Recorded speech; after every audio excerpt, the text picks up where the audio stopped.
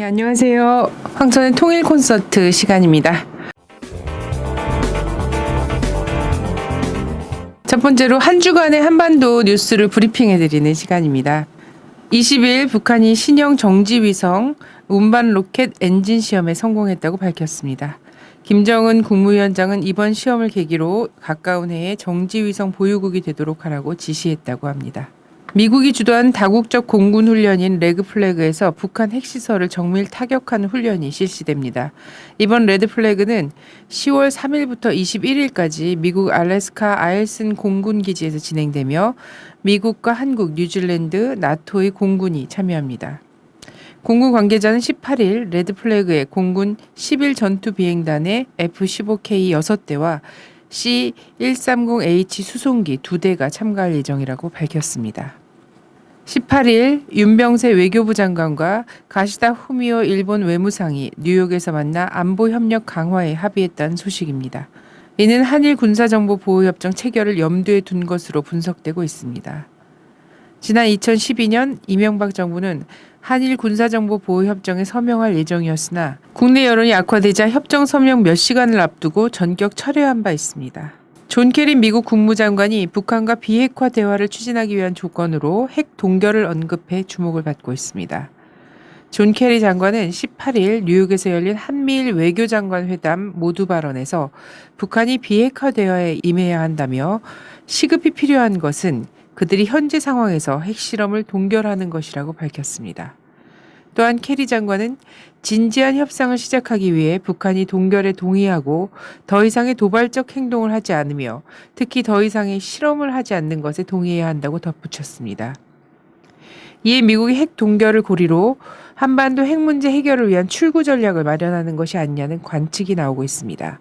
한편 이날 한미일 외교장관은 대북 제재와 압박을 지속하겠다는 뜻도 밝혔습니다. 국제사회에서 대북 제재 회의론이 확산되고 있습니다. 11일 월스트리트 저널은 강력한 발언에도 불구하고 북한을 더 고립시키기는 어려워 보인다는 제목의 기사에서 미국이 동맹 국가들과 함께 추가 대북 제재 조치를 고민하고 있지만 현실적인 수단은 제한적이라고 지적했습니다.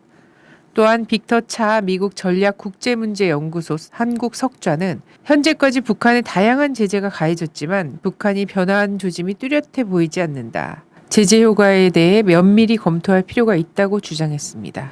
조엘 위트 존스 홉킨스대 선임연구원도 대북 정책에 있어 중국 의존을 중단하고 미국과 북한이 직접 협상하는 방안을 강구해야 한다며 대북 협상을 강조했습니다. 영국 가디언지도 실패한 대북 제재 그만 끝내라 라는 논평을 통해 최근 북한의 핵실험은 경제 제재가 전적으로 실패했음을 입증한다며 활발한 교역과 문화 교류를 촉진시키는 것이 이상적인 대안이라고 주장했습니다. 게오르기 톨로라야 러시아 과학 아카데미 아시아 전략 연구소 소장도 스푸트니크와의 인터뷰에서 제재 도입 이유가 북한 인민들의 삶을 옥죄고 북한 정권에 대한 불만을 낳아 정권을 전복하는 데 있었다면 이것 역시 비웃음을 살 만한 일이다 라며 제재는 무력하며 문제를 해결할 수 있는 방안이 아니다.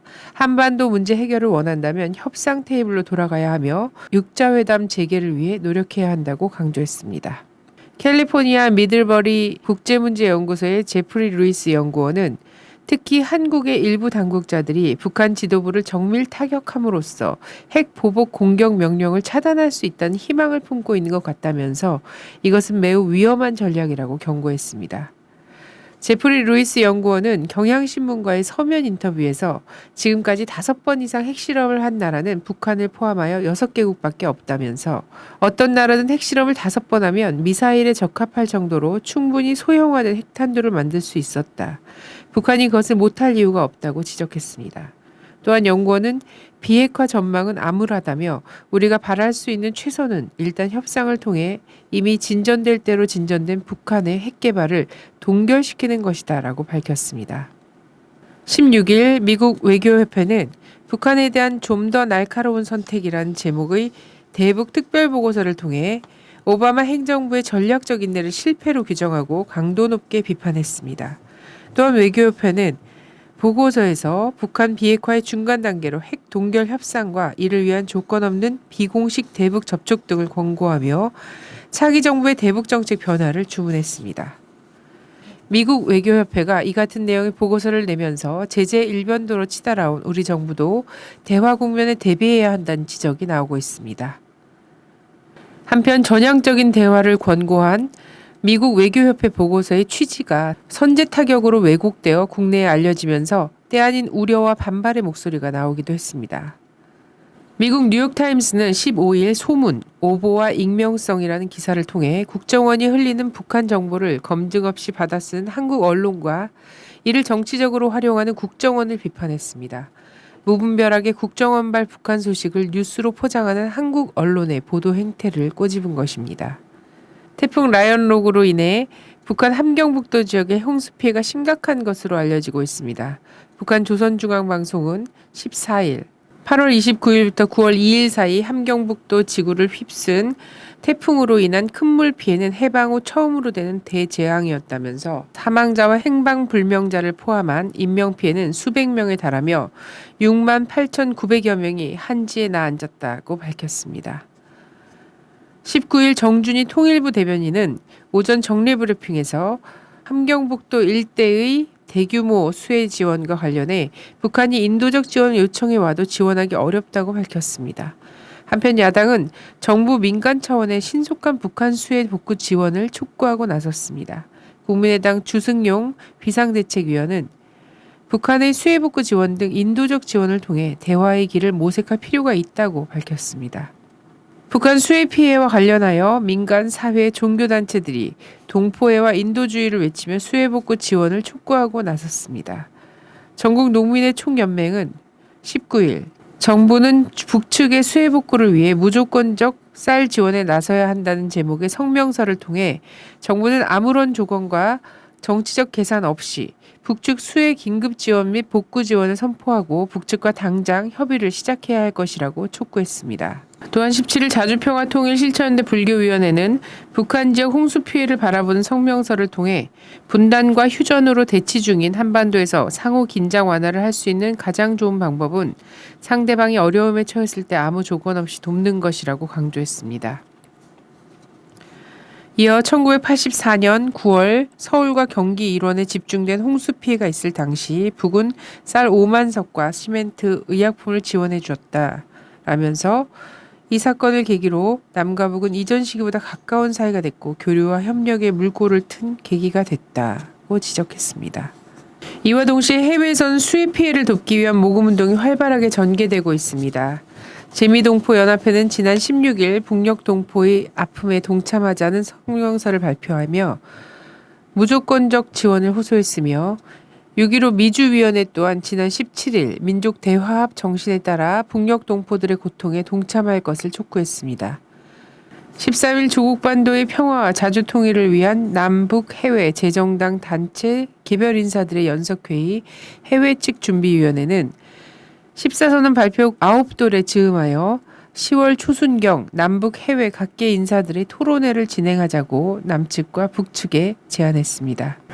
다음은 주목할 만한 뉴스입니다. 미주중앙일보에서 유엔 주재 북한 고위 공무원과 인터뷰한 내용이 보도돼서 일부에서 화제가 되고 있는데요. 인터뷰를 좀 소개해 드릴까 합니다. 문답 형식으로 소개가 되어 있습니다. 먼저 핵실험을 강행한 이유에 대해서 북한 외교관은 이렇게 대답을 했습니다. 미국과 남측은 우리가 핵무장을 왜 했는지 원인 제공은 생각하지 않는다며 미소 군비 증강 때처럼 한미 군사훈련 등 군비 경쟁이 매번 우리 진을 빠지게 한다. 남과 북은 생존 방식이 다르다. 남은 재래식 무기를 많이 수입하지만 북은 재래식 군비 경쟁이 부담스럽다. 핵무장은 최소한의 자기 생존권이다. 라고 밝혔습니다. 북한 붕괴론에 대해서는 붕괴론은 미친 소리다. 우리말로 개방귀라고 한다. 붕괴론을 꺼내는 모습은 아주 초보적이고 철학도 비전도 없는 것이다. 현실 앞에 눈 감고 보고 싶은 것만 보는 모습이다. 라고 강하게 비판했습니다. 또한 오바마 미국 대통령에 대해서도 이야기를 했는데요. 오바마 대통령 회사원 같다. 면서 미국의 대북 적대 정책을 비판하고 박근혜 정부의 통일 대박론에 대해서는 요행수를 바라는 말이 아닌가. 철학과 신념을 가지고 이야기해야 하는데 너무 계산적이고 즉흥적이다라고 꼬집었습니다. 이어 통일 기조를 명확하게 해야 한다며 점령하거나 먹어치우겠다는 생각은 상대방에 대한 존중이 결여된 것이다 라고 지적을 하기도 했습니다. 또 남북 관계에 대해서도 상대방의 존재를 인정하는 자세가 필요하다. 남측에도 훌륭한 분들이 많다. 싸우면서도 존중하는 마음이 있다고 말했습니다. 하지만 지금 남측 대북 정책 담당자들은 과학적인 것도 논리적인 것도 없이 바보짓이 따로 없다라고 또 여기도 폄훼를 했습니다. 육자회담 복귀와 관련해서 육자회담은 한반도의 평화는 다루지 않은 채 각국 이해관계의 각축전이었을 뿐이라며 이 공격수단 다 갖추고 생존권을 보장하지 않는 육자회담의 흥미가 떨어졌다, 없다 이렇게 잘라 말했습니다.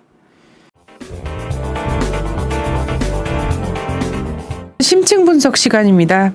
20일 북한은 신형 정지위성 운반 로켓 엔진 시험에 성공했다. 이렇게 밝혔는데요. 김정은 국무위원장이 이번 시험 계기로 가까운 해에 정지위성 보유국이 되도록 하자 이런 이야기까지 했다는 보도도 나왔고요. 정지위성이 무엇인지 그래서 이번 발사의 의미, 시험의 의미가 무엇인지를 좀 알아보는 시간을 갖도록 하겠습니다. NK투데이의 문경환 기자님 모셨습니다. 안녕하세요. 안녕하세요. 북한이 정지위성 운반용 로켓 엔진 분출 시험 이걸 또 성공했다라고 발표를 했는데요. 이게 어떤 내용인가요? 네, 북한이 지난 20일에 이 보도를 했습니다. 그러니까 20일 보도하기 전까지만 해도 한국이나 해외에서는 북한이 이런 엔진 시험을 했는지조차 파악을 못하고 있었죠. 북한 매체에서 발표한 건 이겁니다. 우리나라에서 처음으로 개발한 새형의 정지위성 운반 로켓용 대출력 발동기 지상 분출 시험에서 대성공했다. 이렇게 밝혔는데 용어가 좀 너무 길어가지고 뭔 소리냐. 새로운 정지위성 로켓을 만들기 위한 엔진 시험을 했다는 겁니다. 엔진을 지상에서 시험을 했다는 거죠. 그래서 이 시험을 통해서 정지위성 운반용 로켓의 정확성, 안정성을 최종적으로 확인을 했고 신형 엔진이 완성됨으로써 국가우주개발 5개년 계획 기간에 위성 발사용 로켓을 확실히 완성할 수 있는 기술이 마련됐다. 이렇게 보도를 했습니다. 말씀하셨던 것처럼 북에서 보도하기 전에는 전혀 몰랐다는 거 아닙니까? 이런 비슷한 보도나 이런 것도 나오지 않았었는데 네, 전혀 없었죠. 그 전까지는 뭐 핵실험 이후에 지금 뭐 지하 갱도까지 들여다보고 있는 것처럼 다음번엔 몇 번 갱도에서 실험을 조만간 또 할지도 모른다. 뭐 10월 10일을 기해서 또 할지도 모른다. 이런 추측성 보도, 지하 갱도까지 다 들여다본 듯한 이런 보도들이 이어졌음에도 불구하고 실제 이 로켓 엔진 분출 시험 이런 것들은 북에서 먼저 발표하기 전에는 전혀 확인하지 못했던 거네요. 그렇습니다. 네. 그럼 정지위성 운반용 로켓이 기존 로켓하고 좀 다른 거겠죠? 네, 정지위성이라는 건 지구 반지름의 5배 높이로 도는 위성인데요. 북한이 지금까지 발사한 위성은 저궤도 위성이었고 고도가 한 500km 안팎으로 나왔습니다. 근데 정지위성은 고도가 3만 km 정도 되기 때문에 고도가 한 60배 정도로 차이가 나는 거죠. 이렇게 높은 고도로 인공위성을 발사하려면 로켓 엔진도 좋아야 되겠고 연료도 많이 실어야 되기 때문에 훨씬 이 로켓 제작 기술이 어려워집니다. 정지위성은 어디에 사용하는 건가요? 어떤 곳에? 이 정지위성이란 말을 들으면 위성이 정지에 있다라고 느낄 수가 있는데 실제로 위성은 정지에 있는 건 아니고 지구를 계속 돌고 있습니다. 근데 지구 자전 속도와 같기 때문에 이게 적도 상공에서 돌고 있으면 지상에서 볼 때 마치 정지에 있는 것처럼 보이는 거죠. 그래서 정지위성이다 이렇게 이름을 붙인 거고요. 같은 곳을 계속 비추고 있기 때문에 통신 중계나 기상 관측에 주로 쓰이고 군사적으로는 특정 지역을 24시간 감시하는 조기 경보 시스템으로 사용할 수가 있습니다. 그러니까 이 적외선 카메라를 가지고 특정 지역에서 열이 감지됐다. 그러면 미사일을 발사한 거다. 이런 식으로 감지할 수 있는 거죠. 네. 그럼 이번에 북한이 시험한 로켓의 구체적인 정보 이런 것이 좀 나온 게 있나요? 네, 보도에 따르면 시험은 200초 동안 작업을 했고 발동기 연소실, 그러니까 엔진의 연소실의 연소 특성, 각종 변들과 조종 계통들의 동작 정확성, 구조 믿음성을 최종 확정하는 데 목적을 두고 진행을 했고 새로 개발한 이 대출력 엔진의 단일 발동기로서 추진력은 80톤의 힘을 내고 있다. 이렇게 이제 발표를 했는데 여기에 따르면 북한의 이제 미사일이라고 흔히 하는 뭐 노동 미사일이라든지 아니면 지난번에 인공위성을 발사할 때 사용했던 로켓 엔진 같은 경우는 30톤이 되지 않는 27톤 뭐 이 정도 되는 로켓을 이어붙여서 이제 만들어 발사했다라고 하는데 단일 엔진으로서 추진력이 거의 3배 가까이, 2배에서 3배 가까이 커졌다 이렇게 볼 수가 있습니다. 네. 그래서 정지위성 운반용 로켓 엔진 분출 시험에 이 정도 규모의 뭐 성공했다라고 하면 북한이 조만간 그러면 빠른 시간 안에 정지위성을 발사한다고 볼 수 있는 건가요?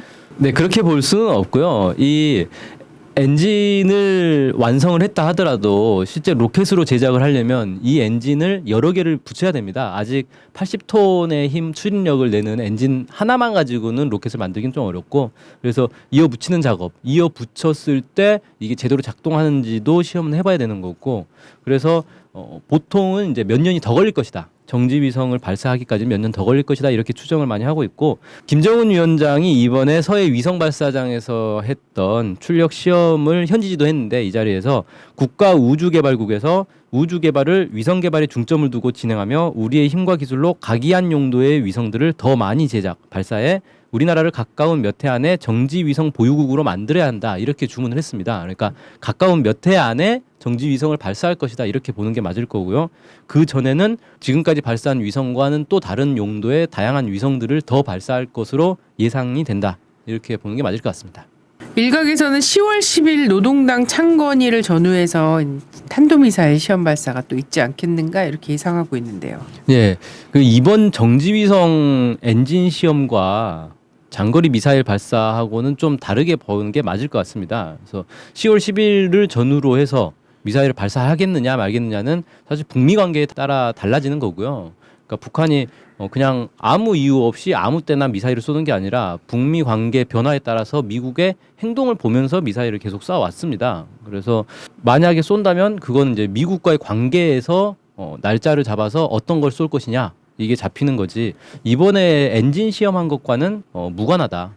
그 엔진 시험은 말 그대로 위성을 발사하기 위해서 시험한 것이지 미사일 개발하기 위해서 시험한 것과는 좀 다르다. 이렇게 보는 게 맞을 것 같습니다. 네, 정확하게 이번에 시험한 로켓하고 장거리 미사일은 다르다 이렇게 봐야 되는 건가요? 그렇죠. 지금 이제 한국군 당국 같은 경우도 이게 대륙간 탄도미사일 개발 과정이다 이런 식으로 좀 파악을 하고 있거든요. 그리고 많은 언론들이 ICBM을 개발하고 있다. ICBM 개발이 거의 막바지에 있다. 뭐 이런 식으로 이제 보도를 하고 있는데 좀 다릅니다. 그리고 ICBM 장거리 미사일 같은 경우는 사실 올해 상반기에 이미 테스트를 보여줬습니다. 그러니까 그때 이미 장거리 미사일용 엔진 테스트를 보여줬고 이번에 한 건 전혀 다른 엔진을 보여준 거거든요.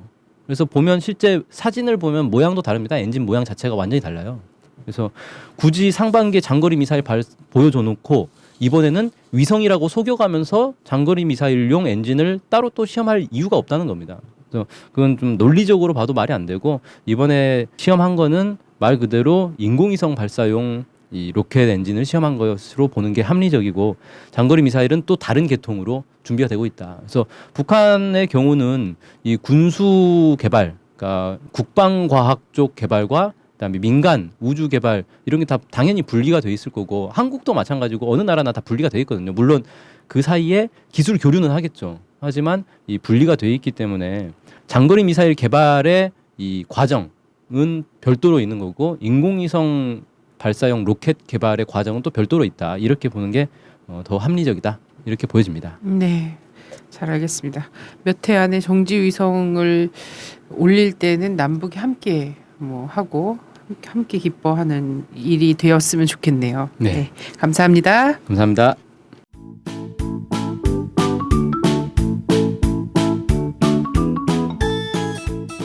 테러 방지법 통과 이후에 당신의 소중한 디지털 데이터를 지켜줄 수 있는 책입니다.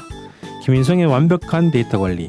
주권방송 후원을 위한 500권 한정 공동 구매를 10% 할인된 가격인 26,000원에 택배비를 포함해서 주문을 받고 있습니다. 주권방송 홈페이지 김인성의 완벽한 데이터 관리 배너를 클릭하셔서 주문하시고 입금하시면 배송해 드립니다. 많은 구매 부탁드립니다.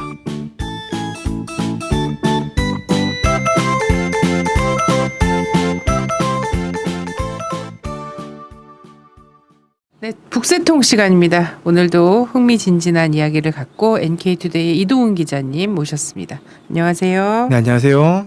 이번엔 또 무슨 재밌는 이야기를 갖고 네. 오셨을까요? 네, 오늘은 북한이 개발한 다양한 과학 기술 제품들을 한번 소개해 드리려고 합니다. 먼저 올해 초도 그렇고 최근도 그렇고 미세먼지 관련해서 또 걱정이 많으시지 않습니까? 북한에서도 미세먼지를 측정하는 기계가 만들어졌다, 뭐 이런 소식이 있어서 측정하는 그 수준이 10 마이크로미터, 그러니까 100만 분의 1 밀리미터라고 하더라고요.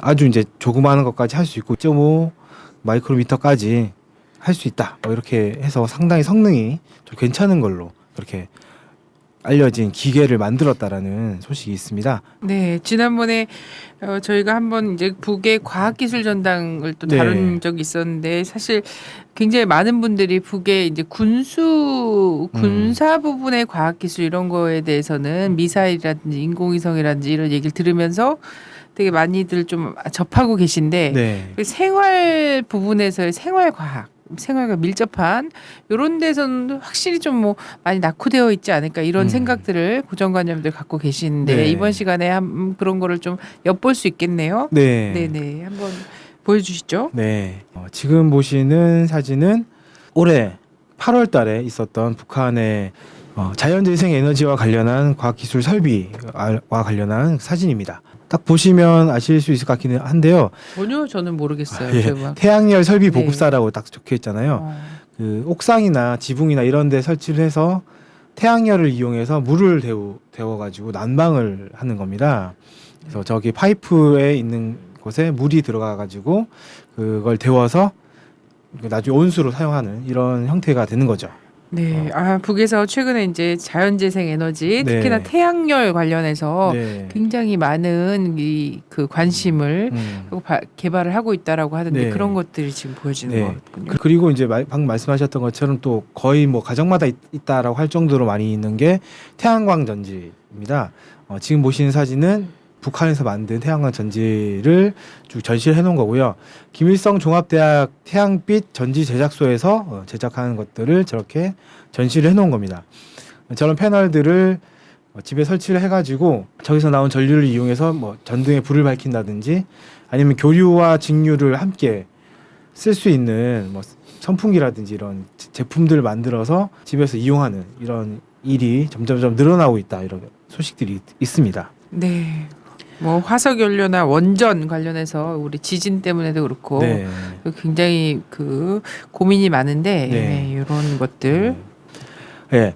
지금부터 보시는 사진은 지난달 말에 열렸던 과학기술 전시회에서 나온 것들입니다. 저게 전자칠판을 설명을 하는 그림입니다. 하얀 이제 화이트보드에 위에 손가락의 움직임을 알 수 있는 그런 센서가 있죠. 그래서 저 센서에 따라서 표시를 하면 그거대로 전자칠판이 표시가 되도록 하는 거죠. 그래서 저건 전자칠판을 설명하는 그런 장면이 되겠습니다. 그리고 다음에 보시는 거는 플라스틱 제품 관련한 겁니다. 북한에서도 플라스틱, 저기서는 수지공업이라고 하는데 플라스틱 제품을 만들어서 여러 곳에 이제 이용을 하고 있는 거고요. 유리섬유 강화 수지공업 뭐 이렇게 해서 저것을 원료로 하는 이제 다양한 제품들을 만들어내고 있다라는 것들을 이번 사진을 보시면서 확인하실 수 있을 것 같습니다. 그리고 지금 보시는 거는 심전도를 재는 기계인데요. 이 기계를 이용해서 휴대전화 있지 않습니까? 휴대전화의 그 결과가 저장될 수 있도록 최근에 그런 제품들 많이 있잖아요. 헬스케어라고 해가지고 휴대전화와 다른 것과 연관을 해가지고 몸의 상태라든지 아니면 체중 뭐 이런 것들 종합적으로 관리하는 그런 프로그램들이 있는데 북한에서도 그런 것과 비슷하게 저런 것들을 만들어내고 있다. 여기 원격 진료 시스템이라고 일환으로 해갖고 네. 사실 한국에도 들여오고 있는데 이게 영리병원 논란, 의료민영화 논란하고 같이 겹쳐지면서 이제 이 원격 진료가 그 논란 속의 한 주제화되면서 네. 이제 어쨌든 뭐 사회 제도에 따라서 이 또 원격 진료에 대한 호불호 이런 네. 것들이 좀 그 갈리는 것 뭐 같아요. 네. 저 시스템을 이용해서 이제 컴퓨터라든지 휴대전화에 그 정보가 들어가면 그걸 바탕으로 해서 뭐 의사한테 도움을 받는다든지 이런 식으로 진행되고 있는 것 같습니다. 이거 뭐예요? 이거 네, 네. 저희 청년이라고 되어 있는데요. 3D 프린터 요새 상당히 관심을 받고 있는 분야긴 한데 3D 프린터입니다. 3D 입체. 네, 입체로 출력하는 거죠. 우리가 아는 프린터는 종이를 넣으면 거기에 인쇄를 해가지고 보는 거잖아요. 그게 것이 아니라 3D라고 해서 말 그대로 입체로 출력을 하는 거죠. 그래서 컴퓨터라든지 이런 것으로 디자인을 하면 그 디자인대로 3D 프린터에서 출력을 하는 겁니다. 그 층층이 조금씩 수지라든지 뭐 이런 재료 원료나 이런 것들을 한 칸씩 쌓아서 특정한 모양으로 만드는 거죠. 저것이 지금 상당히 각광을 받고 있고 관심을 받고 있고 저걸 이용해서 상당히 많은 것들을 만들어내고 있습니다. 네. 북한도 그런 것을 시작됐다 이렇게 보시면 될 것 같습니다. 저 3D 프린터는 그 얼굴을 보형물 있잖아요. 얼굴 사고를 당한다든지 이랬을 때 뼈에 문제가 생긴다든지 그랬을 때 그 뼈 모양을 만드는 그런 3D 프린터입니다. 그러니까 의료용으로 만든 거죠. 잘 아시겠지만 원료 재료를 얻는 것으로 하는 것에 따라서 목적에 따라 다양하게 디자인해 가지고 제품이 나올 수 있게 그렇게 만들어지는 것입니다. 네네. 의료에는 굉장히 많이 이용될 수 있겠네요. 네. 치과나 이런 데 갔어도 그렇죠. 우리가 굳이 그렇게 뭔가를 본을 뜨기 위해서 물고 있다거나 이러지 않아도 되는. 네. 그런 것도 있고 저걸 이용하게 되면 재료가 많이 절약이 되거든요. 보통 이제 네모난 거에다가 깎아서 특정한 모양을 만드는데 저거는 말 그대로 그 모양 그대로만 출력하면 되기 때문에 재료나 원료도 상당히 절약을 할 수가 있습니다. 그리고 이번 보시는 것은 역시 의료기기 중에 하나인데 휴대용 초음파 진단기라고 합니다. 보통 이제 초음파 진단을 하면은 병원에서 큰 시설을 두고 그 안을 보는 거잖아요. 근데 저기서 소개를 하는 것은 좀 휴대가 가능한 정도 크기인 것 같습니다. 그래서 저 기계를 가지고 그 컴퓨터에만 연결을 하면은 바로 이용할 수 있도록 그렇게 제작이 돼서 예를 들면 노트북이라든지 이런 걸과 같이 이용을 하면은 좀 더 휴대하기 편하게 저걸 쓸 수가 있는 거죠. 네. 어쨌든 뭐 의료기기에 있어서의 현대화 네. 이런 것들도 좀 진행이 많이 된 거네요. 네. 네. 예, 그리고 지금 보시는 것은 줄기세포 화장품입니다. 줄기세포 화장품이라고 해서 줄기세포로 만든 건 아니고요. 줄기세포를 활성화시킬 때, 배양시킬 때 만드는 배양액이 있잖아요. 그 배양액과 줄기세포를 활성화시킬 수 있는 어떤 성분들, 이런 것들을 이용한 화장품입니다. 줄기세포라고 하는 게 세포의 잠재적인 능력을 깨워가지고 주름이나 이런 것들 펴지게 만들고 뭐 이런 이제 기능들을 하는 그런 세포인데 저 화장품을 이용하면은 그런 세포를 활성화시켜서 주름을 펴게 한다든지 아니면 그 피부를 깨끗하게 한다든지 피부 보습 효과를 높인다든지 이런 식으로 네. 하는 거죠. 저는 뭐 이 과학 기술 전시회에 나온 것 중에 저게 제일 지금 가장 필요로 하는 건데 네. 보니까 줄기세포 살결물 이렇게 또 써져 있고 그죠? 네. 줄기세포 크림 이렇게 써져 있고 10년은 더 젊어 보인다. 저 말이 아주 이게 네. 허위 과다 광고가 아닌가요? 그냥 뭐 저희 써보진 않아서 정확히 모르겠습니다만 네네. 저것이 이제 개발되고 나서 인기리에 사람들에게 좀 네. 퍼지고 있다 이런 보도도 있었거든요. 네. 세포를 되살려 주름을 펴준다고 하니까 정말 남북 관계가 약간 좋아지자마자 제가 저것을 좀 화장품 판매업을 해야 되나 이런 말씀하신 것처럼 남북 관계가 좋아지고 하면 저런 이제 제품들 여러 가지 상품들이 많이 나와 있는데 뭐 우리가 봤을 때 저게 뭐 굳이 필요할까라고 싶은 것도 있겠지만 또 의외로 이건 정말 우리에게 필요한 것이야라는 것들도 있을 거라고 생각을 합니다. 저희가 소개한 것은 몇 개 안 되니까요. 우리가 보지 못했던 것들을 봤을 때 이건 정말 우리에게도 상품 가치가 있어 또는 이용 가치가 있어 라는 것들이 충분히 있을 거라고 생각하고 네. 빨리 남북 관계가 좋아져서 이런 이제 과학 상품들 뭐 이런 제품들도 같이 이용할 수 있는 그런 시대가 빨리 왔으면 좋겠습니다. 네. 어쨌든 저는 중요한 거는 우리가 보기에 우리도 다 쓰는 거 아니야? 요즘 이제 지구촌에서 다 쓰는 거 아니야? 이렇게 할 수도 있지만 중요한 건 저기 이제 제재 당한 속에서 어쨌든 국산화를 지금 계속 이루어 나가고 있다. 생활과학 측면에서 이런 부분에서 좀 관심과 흥미가 더 가는 것 같고 앞으로 좀 좋아지면 생활과학 부분에서도 남북이 함께 힘을 합쳐서 굉장한 어떤 센세이션한 이런 것들을 많이 만들어내지 않을까 네. 이런 기대를 좀 갖게 하는 것 같습니다. 네, 네, 맞습니다. 오늘도 너무 흥미진진한 이야기와 사진 너무 감사합니다. 네, 감사합니다. 안녕하세요. 북한의 과학기술 역사를 전공한 강호재입니다. 제가 이번에 책을 냈습니다. 북한을 과학기술로 다시 한 번 더 보자라는 의미로 과학기술로 북한 읽기라는 책을 냈습니다. 북한의 흐름을 제대로 보기 위해서는 저는 과학기술로 북한을 봐야 되지 않을까 싶습니다. 최근에 북한의 흐름을 얘기하는 옛날 얘기를 모았습니다. 옛날에 북한이 이러이러한 일들을 해왔다라는 걸 아주 쉽게 에피소드로 구성을 했고요. 그리고 잘 알려지지 않았지만 중요한 과학자들, 그리고 최근에 핵이나 북한의 경제 발전 전략, 그다음에 인공위성 이런 얘기들을 과학기술적인 측면에서 북을 본다면 어떻게 해석될까, 이걸 글로 써봤습니다. 이거를 보시면 북한을 새롭게 보실 수가 있고요. 그리고 앞으로 통일은 더 가깝게 다가온다는 느낌을 받을 겁니다. 인터넷 서점에서 검색하시거나 아니면 옆에 배너를 클릭하시면 제 책을 빠르게 볼 수 있을 겁니다. 책에서 뵙겠습니다. 함께 할 수 있는 일정을 소개해 드리겠습니다. 9월 24일 토요일 오후 2시 용산에서 사드 반대 평화협정 체결 미국 반대 시민학생 대행진 킹미가 진행됩니다. 많은 관심 부탁드립니다. 황선의 통일 콘서트 여기서 문을 닫겠습니다. 감사합니다.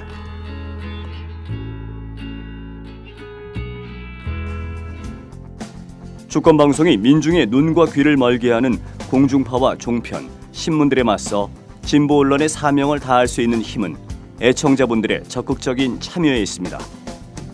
주권방송을 후원해 주십시오. 홈페이지 www.615tv.net에서 민들레 홀씨 정기 후원인이 되어주시거나 우리은행 1005-501-779-765 주식회사 주권방송으로 직접 후원을 해주셔도 좋습니다. 저희 주권방송은 평화 번영과 민주 회복을 위한 진보 언론의 사명을 성실히 수행할 것입니다. 주권방송과 함께해 주시기 바랍니다.